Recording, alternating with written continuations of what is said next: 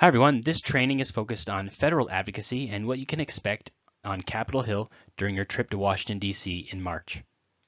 And since this is the Platinum Ambassador Assembly, we thought it would be helpful to put winning advocacy into 4 buckets, the 4 Ps: knowing the players, knowing the process, knowing the policy, and knowing the politics. The first of these is knowing the players. And as you probably already know, meeting with your member of Congress or their staff and developing a personal relationship with them are the most effective ways to influence legislators' positions on an issue.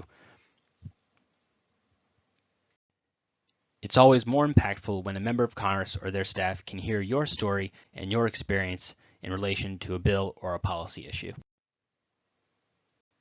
But if we drill down a little bit more about who these players are, specifically congressional staff, you'll find that most of them are new to their position.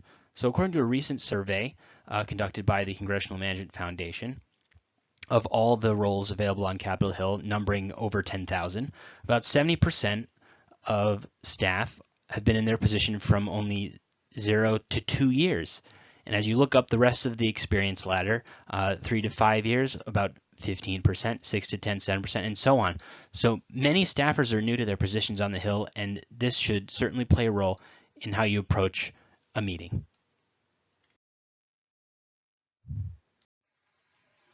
So the background and experience of a congressional staffer is something you might not know by looking at this chart here that explains the typical congressional office structure. So you may be familiar with legislative assistants, or LAs. They're really the ones that are the workhorses in the office in terms of managing the policy issues for the member of Congress. And they'll really be the individuals that you interact with most on the key health policy issues that are important to the arthritis community. A couple of interesting tidbits, however, are that in the House, legislative assistants can be considered more generalists because they're responsible for multiple policy areas due to the congressional office size. But on the Senate side, because senators cover and are responsible for constituents across the entire state, LAs typically only cover 1 to 2 policy areas, which allows them to develop a more specialized level of expertise.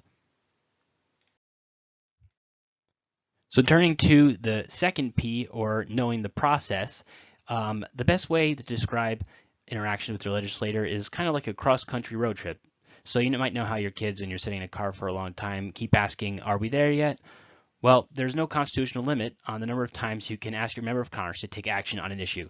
So fearless pursuit of an issue that's important to you is always encouraged.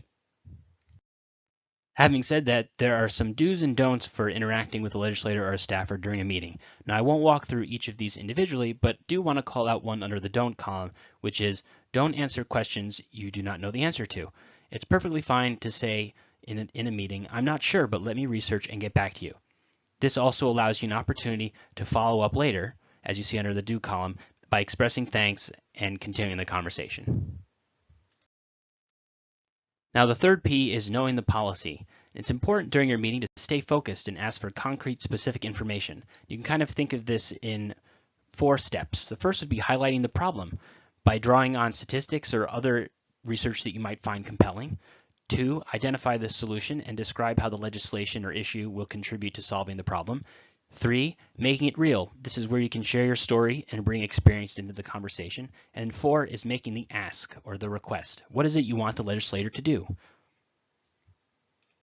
This brings us to the 4th P, or knowing the politics, and having an awareness of the political environment which will shape your approach to a congressional meeting.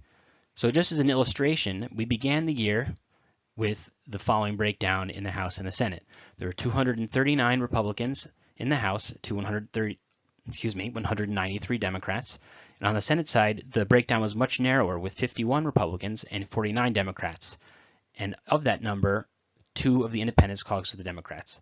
So here we have Congress being controlled by the Republicans, which has an impact on how legislation can move through key committees, as well as make it to the House or Senate floor, and ultimately to the President's desk. And as an example, the Congressional Management Foundation conducted a survey of staff about what would be best suited for each of their offices. And a key quote I wanted to mention here is that one of the biggest mistakes is not customizing the pitch to our office.